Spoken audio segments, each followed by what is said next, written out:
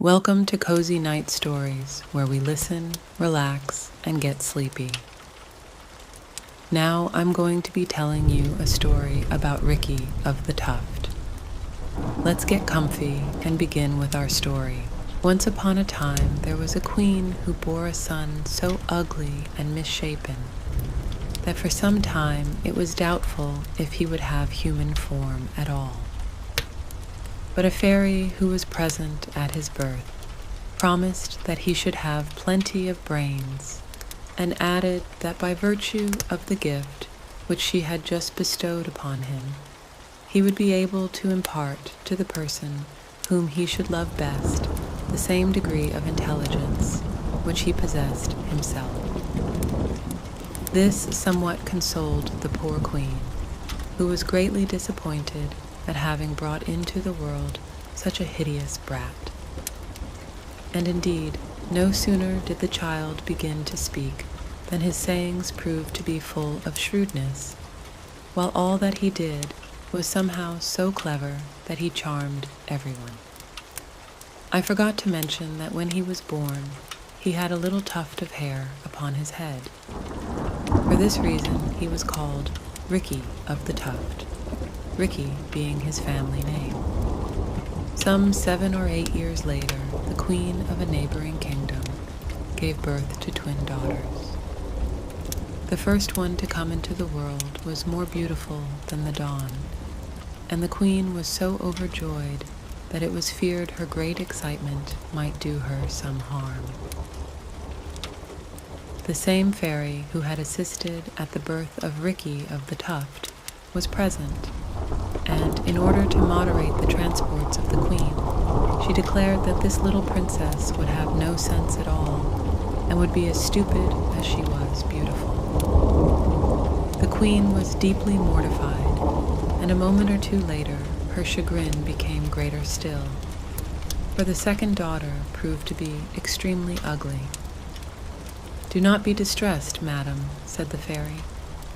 "Your daughter shall be recompensed in another way. She shall have so much good sense that her lack of beauty will scarcely be noticed." "May heaven grant it," said the queen. "But is there no means by which the elder, who is so beautiful, can be endowed with some intelligence?" "In the matter of brains, I can do nothing for her, madam," said the fairy. "But as regards beauty, I can do a great deal. As there is nothing I would not do to please you, I will bestow upon her the power of making beautiful any person who shall greatly please her." As the two princesses grew up, their perfections increased, and everywhere the beauty of the elder and the wit of the younger were the subject of common talk. It is equally true that their defects also increased as they became older. The younger grew uglier every minute, and the elder daily became more stupid. Either she answered nothing at all when spoken to, or replied with some idiotic remark. At the same time, she was so awkward that she could not set 4 china vases on the mantelpiece without breaking one of them, nor drink a glass of water without spilling half of it over her clothes. Now, although the elder girl possessed the great advantage which beauty always confers upon youth, she was nevertheless outshone in almost all company by her younger sister. At first, everyone gathered round the beauty to see and admire her, but very soon they were all attracted by the graceful and easy conversation of the clever one. In a very short time, the elder girl would be left entirely alone, while everybody clustered round her sister. The elder princess was not so stupid that she was not aware of this, and she would willingly have surrendered all her beauty for half her sister's cleverness. Sometimes she was ready to die of grief, for the queen, though a sensible woman, could not refrain from occasionally reproaching her with her stupidity. The princess had retired one day to a wood to bemoan her misfortune, when she saw approaching her an ugly little man. of very disagreeable appearance, but clad in magnificent attire. This was the young Prince Ricky of the Tuft. He had fallen in love with her portrait, which was everywhere to be seen, and had left his father's kingdom in order to have the pleasure of seeing and talking to her. Delighted to meet her thus alone, he approached with every mark of respect and politeness. But while he paid her the usual compliments, he noticed that she was plunged in melancholy. "I cannot understand, madam," he said, "how anyone with your beauty can be so sad as you appear. I can boast of having seen many fair ladies, and I declare that none of them could compare in beauty with you." "It is very kind of you to say so, sir," answered the princess, and stopped there, at a loss what to say further. "Beauty," said Ricky, "is of such great advantage that everything else can be disregarded, and I do not see that the possessor of it can have anything much to grieve about." To this the princess replied, "I would rather be as plain as you are and have some sense than be as beautiful as I am and at the same time stupid." "Nothing more clearly displays good sense, madam, than a belief that one is not possessed of it. It follows, therefore, that the more one has, the more one fears it to be wanting." "I am not sure about that," said the princess, "but I know only too well that I am very stupid, and this is the reason of the misery which is nearly killing me. If that is all that troubles you, madam, I can easily put an end to your suffering." "How will you manage that?" said the princess. "I am able, madam," said Ricky of the Tuft, "to bestow as much good sense as it is possible to possess on the person whom I love the most. You are that person, and it therefore rests with you to decide whether you will acquire so much intelligence. The only condition is that you shall consent to marry me." The princess was dumbfounded and remained silent. "I can see," pursued Ricky, "that this suggestion perplexes you, and I am not surprised. But I will give you a whole year to make up your mind to it." The princess had so little sense, and at the same time desired it so ardently, that she persuaded herself the end of this year would never come. So she accepted the offer which had been made to her. No sooner had she given her word to Ricky that she would marry him within 1 year from that very day, than she felt a complete change come over her. She found herself able to say all that she wished with the greatest ease, and to say it in an elegant, finished, and natural manner.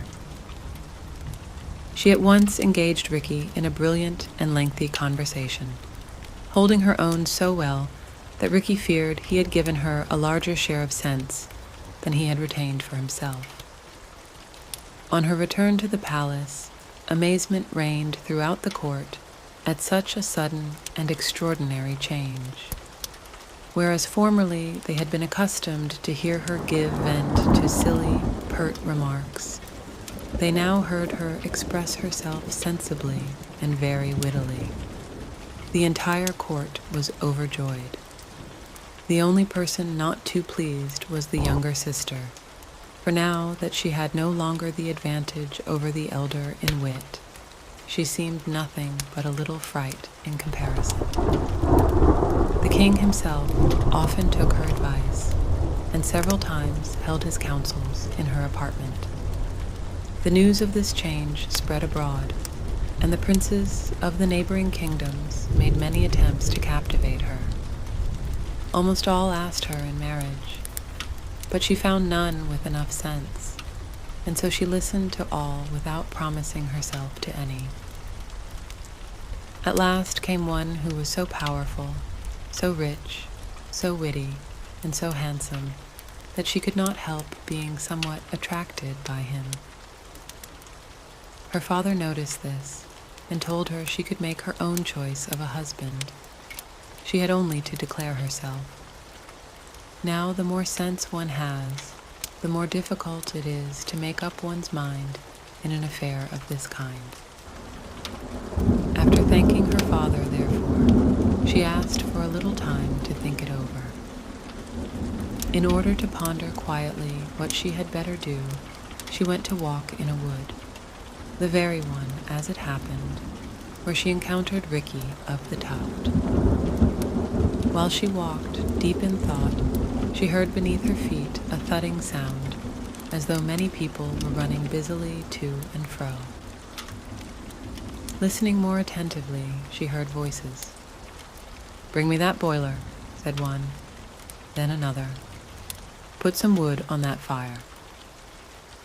At that moment, the ground opened, and she saw below what appeared to be a large kitchen full of cooks and scullions, and all the train of attendants which the preparation of a great banquet involves.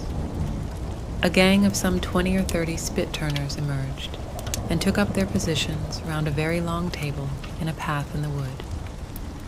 They all wore their cook's caps on one side, and with their basting implements in their hands, they kept time together as they worked to the lilt of a melodious song. The princess was astonished by this spectacle, and asked for whom their work was being done. "For Prince Ricky of the Tuft, madam," said the foreman of the gang. "His wedding is tomorrow." At this, the princess was more surprised than ever. In a flash, she remembered that it was a year to the very day since she had promised to marry Prince Ricky of the Tuft, and was taken aback by the recollection. The reason she had forgotten was that when she made the promise, she was still without sense, and with the acquisition of that intelligence which the prince had bestowed upon her, all memory of her former stupidities had been blotted out. She had not gone another 30 paces when Ricky of the Tuft appeared before her, gallant and resplendent, like a prince upon his wedding day. "As you see, madam," he said, "I keep my word to the minute. I do not doubt that you have come to keep yours, and by giving me your hand to make me the happiest of men." "I will be frank with you," replied the princess. "I have not yet made up my mind on the point, and I am afraid I shall never be able to take the decision you desire." "You astonish me, madam," said Ricky of the Tuft. "I can well believe it," said the princess, "and undoubtedly, if I had to deal with a clown, or a man who lacked good sense, I should feel myself very awkwardly situated. A princess must keep her word," he would say, "and you must marry me because you promised to. But I am speaking to a man of the world, of the greatest good sense, and I am sure that he will listen to reason. As you are aware, I could not make up my mind to marry you even when I was entirely without sense. How can you expect that today, possessing the intelligence you bestowed on me, which makes me still more difficult to please than formerly, I should take a decision which I could not take then? If you wished so much to marry me, you were very wrong to relieve me of my stupidity, and to let me see more clearly than I did." "If a man who lacked good sense," replied Ricky of the Tuft, "would be justified, as you have just said, in reproaching you for breaking your word, why do you expect, madam, that I should act differently where the happiness of my whole life is at stake? Is it reasonable that people who have sense should be treated worse than those who have none? Would you maintain that for a moment, you who so markedly have sense and desired so ardently to have it? But pardon me, let us get to the facts. With the exception of my ugliness, is there anything about me which displeases you? Are you dissatisfied with my breeding, my brains, my disposition, or my manners? "In no way," replied the princess. "I like exceedingly all that you have displayed of the qualities you mention." "In that case," said Ricky of the Tuft, "happiness will be mine, for it lies in your power to make me the most attractive of men." "How can that be done?" asked the princess. "It will happen of itself," replied Ricky of the Tuft, "if you love me well enough to wish that it be so. To remove your doubts, madam, let me tell you that the same fairy who, on the day of my birth, bestowed upon me the power of endowing with intelligence, the woman of my choice, gave to you also the power of endowing with beauty the man whom you should love, and on whom you should wish to confer this favor." "If that is so," said the princess, "I wish with all my heart that you may become the handsomest and most attractive prince in the world, and I give you without reserve the boon which it is mine to bestow." No sooner had the princess uttered these words than Ricky of the Tuft appeared before her eyes as the handsomest, most graceful and attractive man that she had ever set eyes on. Some people assert that this was not the work of fairy enchantment, but that love alone brought about the transformation. They say that the princess, as she mused upon her lover's constancy, upon his good sense, and his many admirable qualities of heart and head, grew blind to the deformity of his body and the ugliness of his face. That his humpback seemed no more than was natural in a man who could make the courtliest of bows, and that the dreadful limp which had formerly distressed her now betokened nothing more than a certain diffidence and charming deference of manner.